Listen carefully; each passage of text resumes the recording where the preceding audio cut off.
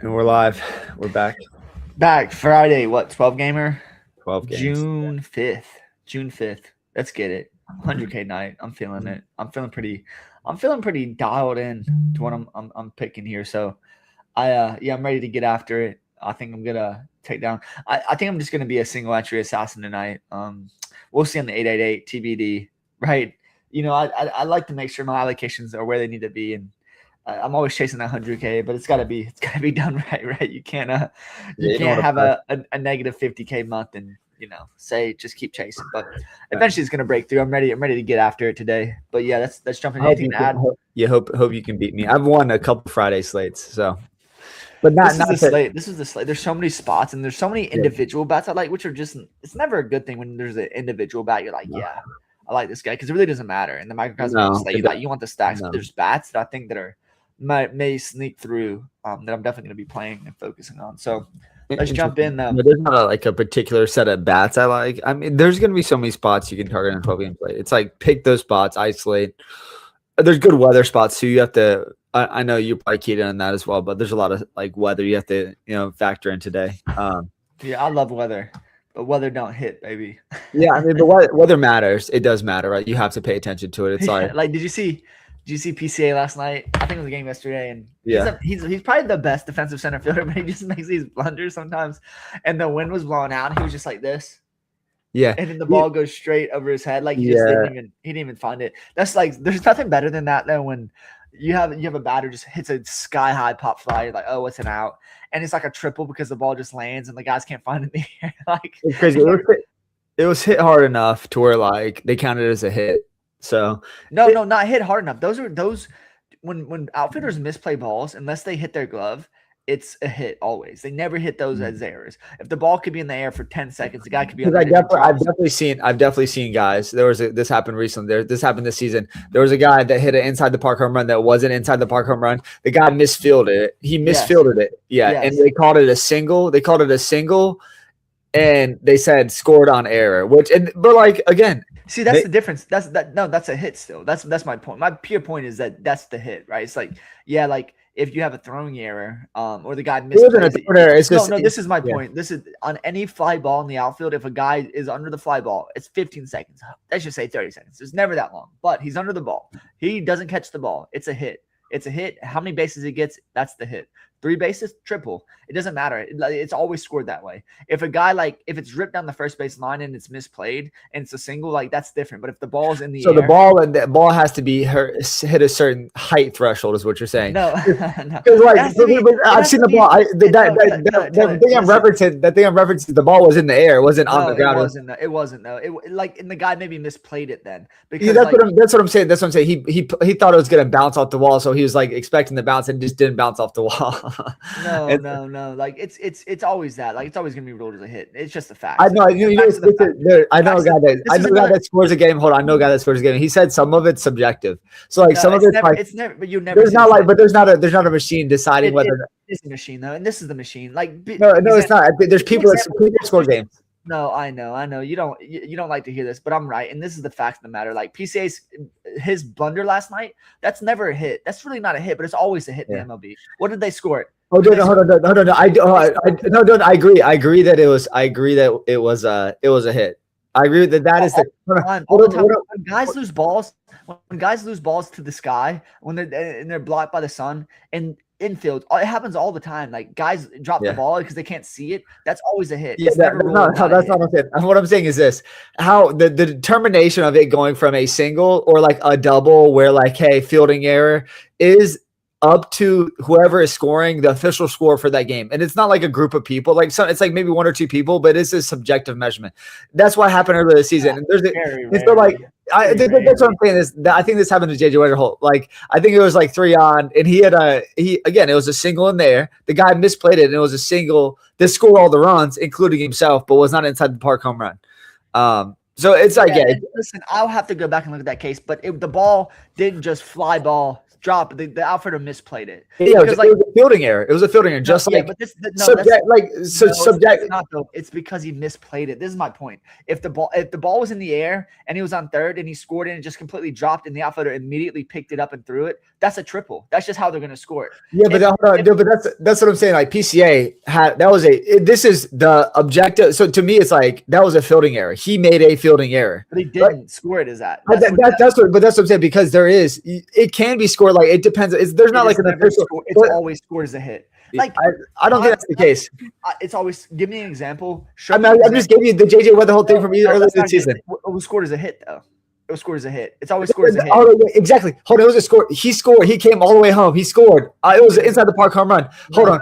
No. It's always scored as a hit. It's always going to be scored as a hit. Give me an example where a guy loses the ball to the lights and it's not a hit. Yeah, no, I'm not like I'm saying, but what I'm saying is there's not like a centralized brain that scores these games. It is always, and that's mostly on infield hits. But there's been some on outfield hits too, because sometimes they'll score at home. This has happened often. Never. Some guys they'll get a double, they'll get a double, but if it's also misjudged, like actually this person, that's you're not understanding actually what I'm saying here. If the ball's lost to the lights and the guy does not catch it, even though he's directly under it, and it just falls right beside his glove, it is never an error. It's always a hit.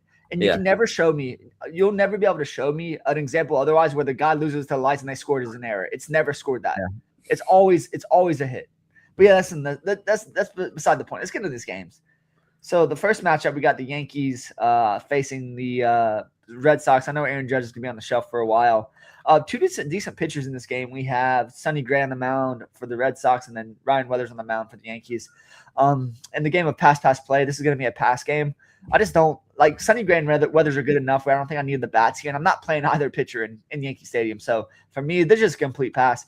I suppose if you wanted to side, it'd probably be the Yankees even without Judge because they'll get lower ownership because Judge is not in there. And Sonny Gray can give up hits. I mean, for sure. I just don't like the Sox against lefties. I mean, they're definitely profile better against righties for sure. So like if I'm playing anyone in this game, it's definitely going to be the Yankees bats. But I'll go ahead and confirm as a single entry assassin tonight, I'm not playing the Yankees in this spot.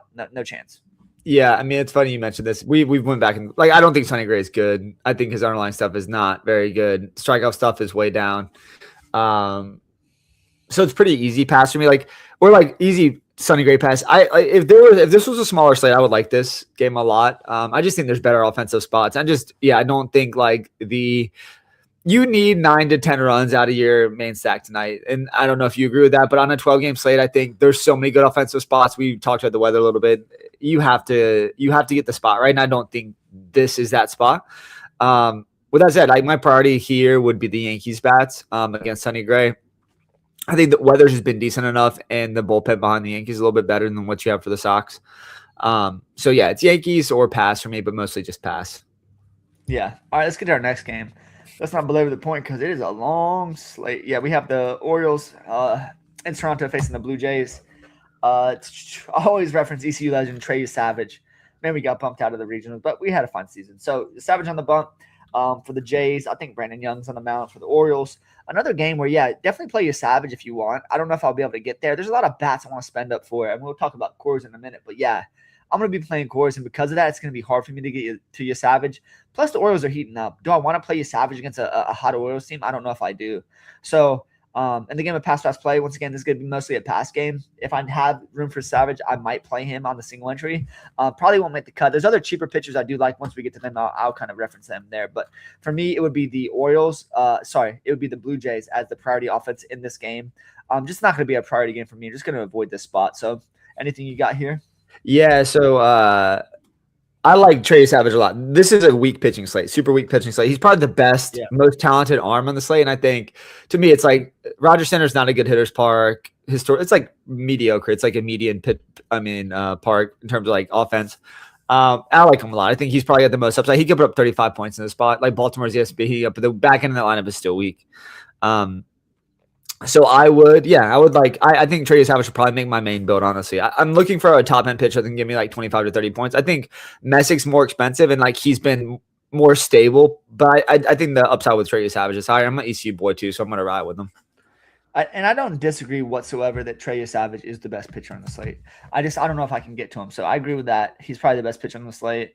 I don't hate to go there. So Let's not waste any time. Let's get to the next game. We have the Rays going to Miami to face the Marlins. I love Rasmussen. Just what I've seen lately is not great, but the underlines are great. All his hard hit, exit velos, everything looks good there. Strikeout rate's fine, 23%, not special. 5% walk rate, good, not great.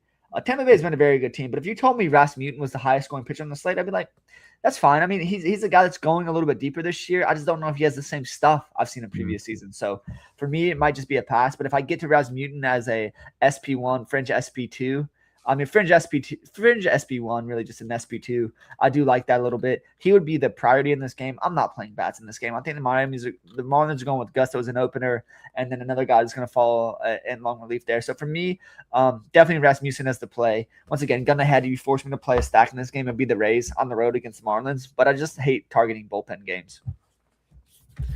Yeah, I like Drew Rasmussen too. I think it's an interesting spot. I'm worried about the length that he'll go in the game. He's a fair price, though, and I think I've played him in these spots in the past. So Miami's not a super scary offense, although they've been somewhat pesky. So, yeah, to me, it's a pass. I think Drew Rasmussen would be the play, but I think at 85, I just prefer your Savage 500 more. Yeah, you keep saying Rasmussen. You keep saying his length, but he's been fine. I mean, he's going deep as any regular starter in the league. So I'm not really worried. I mean, if you're worried about his length, you got to be worried just the same about your Savage. I mean, they probably have the same leash right now. Yeah. But Savage obviously a better pitcher. Yeah. So there's no argument there. I'm just saying leash wise, they're very similar. You listen to this. I asked about the PCA. This is just I asked about the PCA play and the JD Wellhill play because I found it. I just asked Chad about it. This is something that I said. This is what Chad said too. It says, this is why DFS players and bettors get frustrated. Two nearly identical outfield misplays can be scored completely different because the official scorer is making a judgment call about what an average fielder should have done. So basically, in general, it's just it is a judgment call by the official scorer. That's why it's not confused. It's always scored the same way. I just asked about that because you're asking out the bases. That's not my point. Is always if it's lost in the lights and the guys can't see the ball and it falls right and it donks him in the head, it's always going to be a hit. 100 times. Oh, yeah, agreed. That's only my point. My point is those should be errors really because the guy had a dead beat on the out, but the ball doinks him in the head, it doesn't really matter. So that's my point. All right, let's go to the next game. We have the Pirates. Pirates at the Braves. Two mediocre pitchers on the mound. You can see this game being high scoring for sure. I just don't know where I want to play it, right? So we have Mitch Keller on the mound for the Pirates, Martin Perez on the mound for the Braves. But Martin Perez is a guy that his underlines are not good, but they're just kind of average. They're not terribly bad or terribly, everything's kind of like that Carolina blue. Where it's just you know what, that's okay. Yeah. He's just a fly ball pitcher, so he could get hit in a hurry. But the same breath, I mean, the Pirates lineup is just not special right now. I definitely prefer them against righties, not a lefty. And if Martin is getting some fly ball outs, I just don't know if you're going to want the stack there.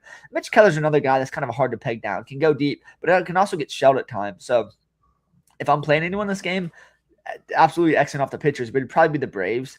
But with that being said, that'd have to be a priority stack. You're still paying for Acuna and those boys, so I'd probably just focus on other teams. We'll talk about cores in a little bit. So for me, it's just going to be another pass play as far as pass. That's going to be a pass in this game. But there's no real intelligible take here. It's just if I look back on the slate, and you're like, man, the Braves game was 10-5. I'm like, yeah, that makes sense. Both these pitchers are average. I can see them getting after it, and decent weather there in the Braves Stadium as well. Yeah, so this is interesting. Again, I think some of the interest in my game, this game is mediocre pitchers. Keller and Perez are good enough to I don't really want to stack against either one. I mean, I do have tepid interest in Martin Perez against Pittsburgh for the cost, right? At 6.8, I feel we've seen the 20-point DK performance. If you were going to prioritize bats on this slate, which I think, I don't know if you caught this earlier, but I said you really want your offense needs to score in the 9 to 10 range, at least today in a 12-game slate with so many good offensive spots. You want to score 9 to 10 runs. And so I think some of the best offenses are very expensive today. And so I'm going to have to throw a cheap pitcher in. I prefer Zach Gallen, who's a little bit more expensive, just slightly so. But Martin Perez is not a bad play here. I think he's a decent play against Pittsburgh. With that said, it's you're going to just hold your breath because he's a ground ball pitcher. So he can get BABIP to hell. Outside of that, I think Martin Perez, you mean fly ball pitcher? Yeah. I thought he's a ground ball pitcher. No, Martin. I mean, I'll check this season, but he's historically in his career has been a fly ball pitcher. Let me go to him. really quick. So that's let's see. We can pull it up. Yeah, ground ball rate is decent this season. I think that's been his best metric. I think last season around not as good. No, see, like he's right middle of the road ground ball rate. What you're gonna see? You're gonna see. I thought he's always like if you go back to his historicals, it's always like a pretty good ground ball. No, but he's a fly ball pitcher. He's a like look at 2025. Like everyone, no, listen, it's 50%. Like nothing is. Those ground ball pitchers, they're like you go to the beginning of his like this. If you just go back to the Martin, like if you get the holistic, his inaugural season, 94% ground ball rate. Then after that, 90 or 84% ground ball rate. This is because remember, like when he came out, it was like he was a ground ball guy. No, he was a fly ball pitcher. Like we always knew Martin Perez as a fly ball pitcher. But if you go to the beginning when he came out of the league, it was a ground ball. Beginning. We're looking at like where were the meat of the season we're playing against him. He was a fly ball pitcher. But look, dude, it's like go back to 2018. It's the same thing. It's just look at his StatCast. You have all these numbers. It's like it's a lot of ground ball data. It's like an elite ground ball. He's a fly ball pitcher. He really is. Well, I just don't see that in the data. I'm not seeing that. No, listen. What you're not seeing also is like the ground ball percentage is not. There's no fly ball percentage, right? So like guys that are ground ball pitchers have the 90th percentile ground ball rate. Like that guy's classified as a ground ball pitcher. When you're looking at somebody 50th percentile, like Martin Perez was always pegged as a guy that's a fly ball pitcher. It's just what he was. It's weird because I did like Dylan. I'm honestly I remember it's the opposite. And when I look at the ground ball rate from when he first came out of league, when we were talking, it's been an elite ground ball rate though. Like the thing is like it's not. It's like how can you be an elite ground? How can you have an elite ground ball number and then be a fly ball pitcher too? Let's just go to like 2023 and on. I mean, 73rd percentile. And then 2020, we're talking about when we were stacking against him, when we knew Martin Perez. That's 2024. That's 2 years ago. Another not a good ground ball season. 2020. Our knowledge of Martin Perez goes back to the beginning. We've been playing no. But let's just like what when you were stacking against Martin Perez, because Martin Perez became a fly ball pitcher. Like people evolved. Dallas Keuchel was a ground ball pitcher. Then he started to become a strikeout pitcher. It's just like Well, I think the best version of Martin Perez. Martin Perez is a ground ball pitcher. I mean, he's a fly ball pitcher. Interesting. Well, I knew the opposite. That's what I remember it as. Anyways, and I feel like maybe like I'm remembering the earlier Chris stuff and some of the recent stuff, like 2018, we were playing DFS, elite ground ball stuff. But with that said, we don't need to. Dude, I want to deep dive Martin Perez because, I think it's just. I think we should. Let's jump into the next one. I think I don't know if you have any interest in this game. There's maybe a pitcher here you could play, but you got the Athletics going to Houston. You got Lambert, who I like. I think he's a young kid. I think there's some concern there. Is Perkins an opener, Dylan? Do you see that? No, Jack Perkins is fine. I mean, I don't think he's going to go deep. He's definitely not an opener, though. I see him as a guy that could get some innings in. I mean, his underlines are fine. I'm just not playing him against the Astros. He hasn't went many pitches at all. So, 30 in his last start, 24, 63. That's what I'm asking. Are you sure he's, can go innings in there? I mean, either way. I see him as a relief pitcher. I don't see him as an SP. So that's why I was asking if he's opener. It doesn't matter. I think 6'3", you can avoid him. I think Lambert's interesting. The Athletics are heating up a bit, though. Lambert does have good underlying stuff. I think Perkins has went 70 pitches. He should be fine for 3 or 4 innings. He was going to join the rotation to start. He worked up to 4.2 frames. He's going to get starters workload here. I mean, as far as he can go. I mean, he's not going to go 90, but he's going to get starters work. With that said, I don't have a ton of interest, man. I don't like Perkins that much. I think 6'3", it's like pitchers on there are fine. I guess they're better than the course pitchers today, but I think if I'm playing a pitcher in the spot, it's Lambert, but I don't like either offense. I guess Jordan Alvarez is always a good play. I don't know how you like him, but I think he's always a good play. He's been, the best offensive player in baseball, and is probably not even particularly close. I think it's you can always play. I mean, this is the thing. I was picking on Houston, but it sounds crazy, but as simple as one batter getting healthy and back, Pena being leadoff is another guy that's just a menace for opposing pitchers. So for me, I just can't play Perkins, even though he has some strikeout stuff. He's not going to go deep enough. Can't play him. Yeah. And the same breath, I just don't know. Am I going to play Lambert? Lambert's a fine play, but the Athletics are the guys that can just absolutely hit you for 10 runs. And you're like, damn, why did I play Lambert? So I just don't know if you need him as a priority. Pass play is going to be another pass for me here as far as the single entry assassin goes. But I just don't know if I'm going to get a pitcher from this game. Once again, the pitchers I like, once we get to them, I'll tell you them. I don't know if I don't have any confidence in them either. It's just what I'm landing on. So. Yeah, I like Isak. I mean, if you're gonna stack up Houston, throw Isak in there. Another home run last night. He's a guy My man just loves Isak so much. He's just like, anytime you can bring up Isak, Prater, you're bringing up Isak. He just like It's like you leave him out of this, you leave him out of the stack, but he bats in the middle of the order, and he's been pretty good. It's like you hate on him, but he's still a good offense. Like he'll hit 25 to 30 home runs, right? Like, and that's good enough. Yeah. Like if you're stacking up Houston, I think you throw him in there. All right, let's lead us to the next game. This is where I'm getting a lot of bats from. This is going to be a single entry target for me. Outside of Coors, we're going to like Coors as well. We have Brady Singer on the mound for the Royals, Reds, and then we have Leahy on the mound for the Cardinals. Not a good hitting park, but man, the weather's juicy the other day. 85 blowing out. Let's get it. And this is one of my favorite bats. Norbert Marte is in the outfield at 2-1. Giddy up. The guy's been mashing in AAA. I know he has some prospect pedigree. He didn't do well last year, but the guy runs. He hits home runs. Get him in your lineup at 2-1. I mean, he's going to be a great filler piece to get some of these high-end bats for the Brewers or the Coors game period. So for me, love that spot. I love the Cardinals as well. I really wanted to get if Nelson Velasquez is in the lineup, the guy is mashing the baseball, but usually he's going to be in there only against lefties because they're just running a platoon outfield right now. So I don't know if he's going to be in there. But, man, I like even Herrera. I like guys even cheap like Nolan Gorman right there. I just think the Cardinals and Reds game could be a lot of fun. Could be a little bit of a sneaky bonanza here, but I just don't know how many bats I'm going to get. I'm really prioritizing 5 Milwaukee probably. Just the spot there's phenomenal. The guys are just hitting around. The biggest problem we'll get to Milwaukee is when they get up, they lose guys. They just start moving guys out of lineup. So that's a little bit also of a worry, when they get down, when they get beat up, they also lose guys. Yeah, but they left Troyo in there and just went nuts yesterday. He's another candidate to go nuts today. But yeah, for me in this game, love the bats. Talked about the bats on either side. Favorite bats are going to be Nolan Marte for the Reds just at that price. And then some of my favorite bats are just Ivan Herrera, probably one of the best, if not top 5 best hitting catchers in baseball. Just play him. I mean, he's a great play. I mean, you don't have to play him on the slate. You have contrast for the Brewers, right? But for me, I do like Ivan Herrera at cost a whole lot. Nolan Gorman, some of the priorities there. If Nelson Velasquez is in there, I like that a lot. Can always play the top 3, right? Jordan Walker, Alec Burleson, J.J. Weatherholt. Never bad plays there, but definitely going to get pieces, 3 to 4 pieces in this game. What are your thoughts? Yeah, I think this is a great game. I think when you look at the team totals, I think there will be ownership in this game just because I think it's 2. I think the Cardinals have the second or third highest team total on the entire slate. There will be ownership that goes here in DFS, but with the core slate and it being 12 games, it's not going to be absurd. Nothing will be absurd tonight, maybe outside of Milwaukee, but Milwaukee's priced up, so I think that will keep some of the ownership down. This is a great game. You're going to get a lot of cheap bats. You mentioned Noel Marte. As long as they start him today, which they should, he's minimum price. He should garner a decent amount of ownership. Is he only outfield, Dylan? Yes. He'll be double digit owned in the outfield given that price and given that we've seen him be good. And on a slate like this with cores that you need the cheaper bats, I think he's a good play. So I like that a lot. I think my preference is probably the St. Louis side. I think Cincinnati not having LE, like some of their batters, just not like you have a couple one-offs here and there, but I don't like the rest of their team. I agree with you. Is the preference. The preference play is definitely going to be St. Louis, but like as far as a singular bat, just a one-off, like I love Noel. Yeah, Noel Marte, and I think he'll be 10+% owned on a massive slate because he's just a objectively good play at that price. But nothing else that I think this is a good if you want to like full stack a game. This is not a bad pivot away from the course game here.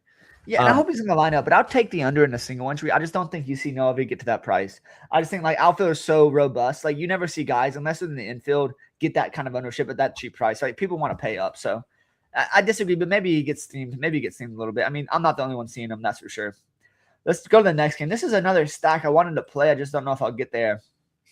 And that's the Guardians on the road facing the Rangers. I love picking on Kumar Rocker. He's serviceable, just like not very good in the league. I mean, EC was getting to him in college. Remember that when he was at Vanderbilt. But Parker Messick on the mound. I just can't pay the Parker Messick price tag. He's definitely worth it.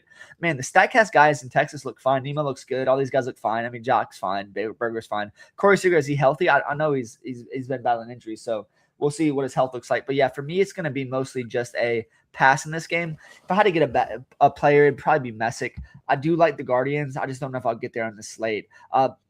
Bazana has been phenomenal. Obviously, you can always play Jose, Delauder, all these guys, but some of these guys are platoon risk. So for me, it's just going to be Messick potentially. But it's just at that price, I don't know if I could fully commit in a single entry. Yeah, I think Messick is probably the safest pitcher on the slate, but man, 9.6 I don't think it comes with a ton of upside, man. So I think this is going to be a pass. You can't play Texas against them. Texas is beat up. I think Wyatt's coming back, which is awesome. I'm a sucker for Kansas City, but man, Zebby's probably in play at 7.9, given Kansas City's propensity to continue to strike out. So I think it's only pitchers. Go ahead. Oh, sorry. Jump into the Yeah. Sorry, I have both those games grouped together here. Kumar Rocker, I guess you could even play Kumar Rocker. You saw some goodness from him in a recent start as well.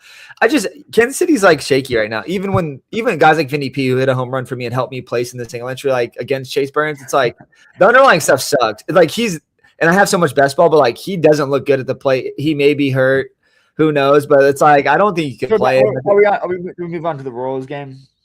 Yeah, I know. I'm just we can in a second, but Kumar Rocker, like I think is an interesting play against Cleveland, but like 6'5", I think there's better options. I think Merrill Kelly's probably gonna be a better option. I have it stacked up differently here. I have Kansas City was one of the early ones done, but like I think from this game, I think Parker Messick or Kumar Rocker. Like this is the thing is we've talked about Cleveland for a while, like be a professional lineup from top to bottom. Yeah, I agree. You mentioned Bazana and them, but I think Kumar Rocker's like looked good enough. And I mean, I'm mentioning these cheap pitchers today because I think you need bats in this slate. I think bats are expensive. Bryce Strang 6'2", so I think these guys are in play for me. Again, I think I prefer Merrill Kelly, and I may even prefer some of the other options we talked about earlier, like Martin Perez over Kumar Rocker. But I think Rocker's like in play given what we've seen. Some quality. Bare bones, you're playing a shitty pitcher tonight. You have to. Like, there's just not a lot of good pitching. Anyone you play a pitcher, you're taking some risk with. But jumping to the next game. Real fast segue to golf, dude. Whoever owned Ludwig shares is just shaking their fist at Yahweh right now. It's like, dude, it's like he shot +6 to miss the cut on a He might not miss the cut. I mean, it's T53. Yeah, like, you feel like that's going to be not because there's not enough people that can. So maybe there's people that could drop back far. For sure. Yeah, 100%. There's people who could drop back there. I mean, it's wiping people off the course. I'd be shocked if he doesn't get back. Is this one of the harder courses you've seen in a while? Because when the wind blows, it for sure is. So listen, I know you already jumped into the Royals game. I know you were back and forth there, but it's all right. We're busy here, so. Listen, jump into the Royals Twins. I know you had talked a little bit about this. Yeah. You're worried about Vinny P. You like Zebby. What are your thoughts here? Yeah, well, so I know I was combining those two games a little bit. Just because I have them queued up on my thing. So like I have all the players listed out. Parker Messick, obviously safest pitcher on the slate. Sorry. No. I did it again. It's an infinity time loop. Now it's like we'll jump back and forth. He's right to Parker Messick. Yeah. Another pitcher spot here though with Michael Wacha, Zebby Matthews. I mentioned Zebby Matthews. I mentioned Kansas City being able to strike out. I mean, like they strike out so much, like that is a concern. Zebby's got good underlying numbers. 7.9 is a fair price, and on a pitcher like a slate devoid of like good pitchers, I think he's like. Yeah, not a bad option. I hate Minnesota, but like even with Michael Wacha being solid, like 8.8 feels a little too expensive. I think I prefer Trey Savage at 200 more. But these pitchers are both in play, and I'm no interest in the bats here. I'm assuming probably something similar from you. I guess you could always throw a Kansas City stack on. I mean, I stacked Kansas City against Burns, and it helped me place, but like it wasn't like didn't return that much. It was just barely. Zebby's a fine prospect on paper, but when he pitches in real games, he sucks. No, that's not true. He's had some. I mean, like DFS wise, a 26-point start against Miami, which is like it's Miami, 18 against Houston, 15 against the White Sox, and then 4 against Pittsburgh. So like those are his 4 starts. I think the 4 you don't like, but outside of that, he's gonna go over 100 pitches. Like Kansas City strikes out. This is not a bad play at 7.9. And it doesn't walk any guys. That's another note. I mean, I just hate on the guy. I mean, the guy has been a really good prospect. Just guess where he went to school. Tennessee. Western Carolina. Interesting.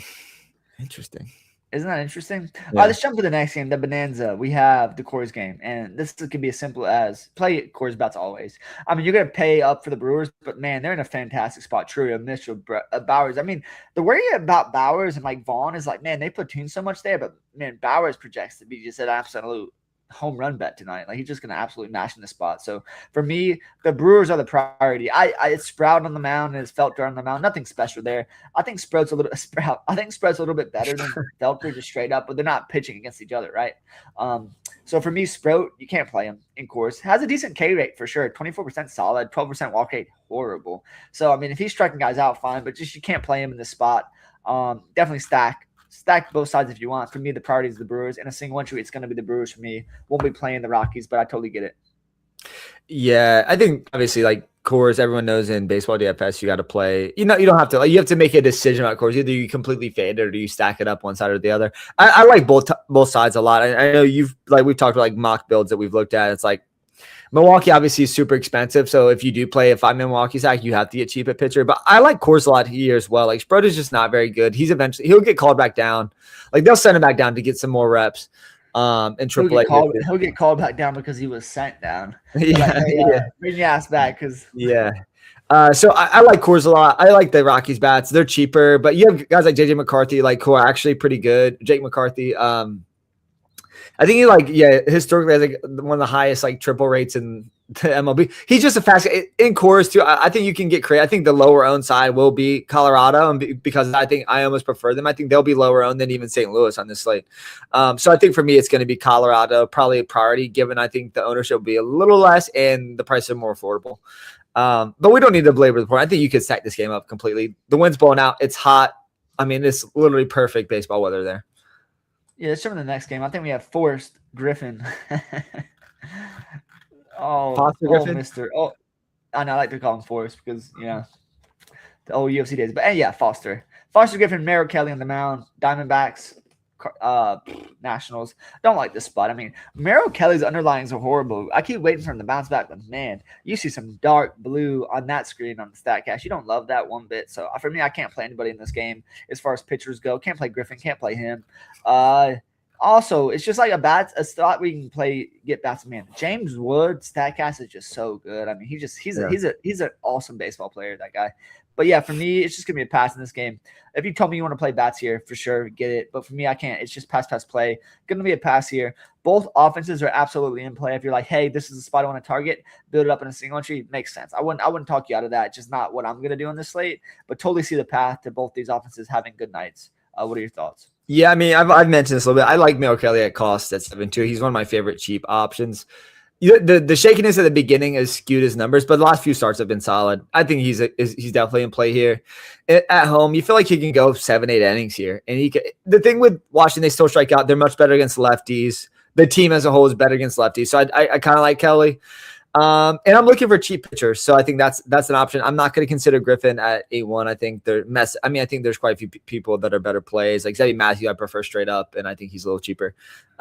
So yeah, Kelly's the play. I'm going to be avoiding bats here. So I think I just have priorities elsewhere. I think, if I had to choose, I think I would choose the Arizona side. Marte's been hitting the cover off the ball. Corbin Carroll's still there. You could throw I like Gabriel Moreno. He's always been like a pretty decent hitting catcher. I can't play Nolan Arenado, so maybe this would be more like a 3-man stack. But yeah, it'd be the Arizona side, pitching and bats there. Cool. Let's jump to the next game. This is where I'm going to get a pitcher from. Just a guy I really like, and he's starting to put it together a little bit. And that's going to be the Mets on the road facing Michael King. You can get both pitchers from this this matchup, to be honest with you. But I'm playing Christian Scott. I mean, the walk rate at 11% is scary, but his strikeout rate's near 30%. He's not going to get the longest leash, but man, his stuff is phenomenal. I really like him a lot in this spot. Remind me the price on him if you don't mind. I think it's mid 7-6. Really like that a lot. And I have another pitcher late I like as well. But man, if you tell me pitching in this spot, you like for sure. San Diego is a notoriously good pitching park. So either of these pitchers are in play. I can see this game being 3-2. And you might want either pitcher in this spot. So for me, a priority here is pitching. Just going to pass on bats. I think both pitchers are quality enough to limit the offenses. Easy as that. Just pitching here with a priority on Scott. I'm not sure what's the Michael King price. Can you call that out real fast? 8.6. So just for me, it's going to be Scott over him just at that saving. So yeah, Scott's been good. I think 7.6 is a great price. I mean, you have Merrill Kelly. It's 400 cheaper. It's like maybe in San Diego. I don't know if you heard this today, Dylan, but San Diego's been the worst offense. They just have overtaken the Giants as the worst offense in the MLB. So I think San Diego. I think Christian Scott. You froze up. I don't know if you heard me, but Christian Scott's definitely in play. Michael King's in play as well. But yeah, I think San Diego, as much as I love them, they've been so bad and they continue to strike out. So I think playing pitchers against them makes sense, especially given that Scott is it's so cheap. Who do you think Merrill Kelly over Scott is just such a bad play at 400 less? Because I feel like part of me. Yeah, absolutely. Way worse to play. Merrill Kelly's been horrible. I mean, that's just listen, it doesn't matter. Yeah, but like Merrill Kelly, something doesn't mean he's going to always be that. But also Merrill Kelly hasn't been horrible, right? Like what we've seen in the last. I mean, we have a 28, a 26, and a 20 in his last 5. Like those are fun. Like DraftKings scores. Like that's amazing for his cost. Like he put up. No, what I mean is that's good, but I just need it. Yeah, his underlying numbers the because underlyings, like yeah, but the underlying stuff is so skewed from like those starts where he gave up like 9 runs, 12 runs, like that stuff is like that's beat it down. But I get it. I just believe in Kelly more, and I think what we've seen recently is more of an indication of where he'll head. All right, give me the last game here. You got the LAs, right? Yeah, this is where I want to get another pitcher. To be honest with you, it's the Angels facing the Dodgers in Dodger Stadium there. It's Detmer's on the mound for the Angels, who's been good, but just his underlines are so good. But he just has Jekyll and Hyde starts, and then Roki Saki on the mound for the Dodgers. I love Roki in this spot. He's really been picking it up. He's a guy that's always profiled as a good strikeout pitcher. We know the Angels can strike out. And just in the mid 7Ks, he's a priority for me today. I'm just going to play him. I know he has starts where he just doesn't have it, but I think he's the kind of kid that builds confidence. And his last few starts are building confidence. So I'm just going to play him in this spot. Hopefully the hometown matchup can kind of ignite some fire within him. And just the biggest thing for Saki, he needs to limit that walk rate, and it's been better. It's been better lately. So just limit that walk rate, keep that strikeout rate high. I can see him getting, easily 15 to 25 in this spot, and I'd be just fine with that in the slate. Yeah, in the last 17 innings, he's only walked 3 guys, which is amazing. Yeah, I like that a lot. Yeah, I think as long as he goes deep enough, right? They've been pulling him a little early. I wonder if that's like preventative, like, hey, and he's been in a good spot, like good pitch count. So I hope they give him a little longer leash, but at 770 is a great play. I think him and Christian Scott are probably like similar plays there, Dylan. I think both matchups are really good. I think those guys are probably, if you're like plugging in the ideal line, you probably just throw like Christian Scott and Roki Saki in your team and just, hey, these guys are in the best matchups. They've been, upside looks like it's there, and you got like a, 7, you feel like you got a 15-point floor. I think that's probably the best play. But yeah, that's exactly what. That's just my single entry right now. Just has those 2 guys in there, and there's no safety at pitching, so it's just like, yeah, I like these guys a lot, and they have strikeout upside. And the thing is, like, you want multiple outs. These guys don't need to have a great outing to like save. They need a good strikeout outing. So if they strike out, let's say 5 to 8, like, you're gonna get a decent floor. So that's what I'm just trying to focus on there. But totally get it. I mean, that wraps up the slate. Excited to target. See what the single entry looks like. I know the Colorado game's always owned, but just like, how can you build it a little bit differently? And what else? I think play the Rockies. I think that's how you build it differently tonight. Yeah, but I still, and once again, in the course, still play your best guys. I mean, Jackson Churrio's numbers are phenomenal, and like, just because he hit 2 home runs yesterday doesn't mean he's going to absolutely go nuts today. Like, the guy's a phenomenal bat, and his StatCast suggests he's been getting a little bit unlucky with the home runs, so like, they could just start coming in bunches. And I like him a whole lot in the slate. That doesn't need to be stated though. He's a phenomenal play. He's probably the best individual play on the entire slate. But cool, man. Yeah, we'll be in touch. I know you're sweating some golf too. So we'll do some more baseball, or we'll do best ball this weekend. I think we got some best ball to talk about. Yeah, dude, best ball Saturday, best ball Sunday. Love it. Right. We got UFC tomorrow. We won't break down UFC. I'm gonna start breaking down more UFC. We really like that. I'm into that a lot, and just getting after. It's a tough sport to cap sometimes. You just really gotta play the angles, and I mostly do it from a DFS perspective, just because that's where all my bread is buttered. So I'll focus on that. But yeah, we'll jump back in tomorrow for best ball weekend. Yeah. All right. Pete. Yeah, Dylan,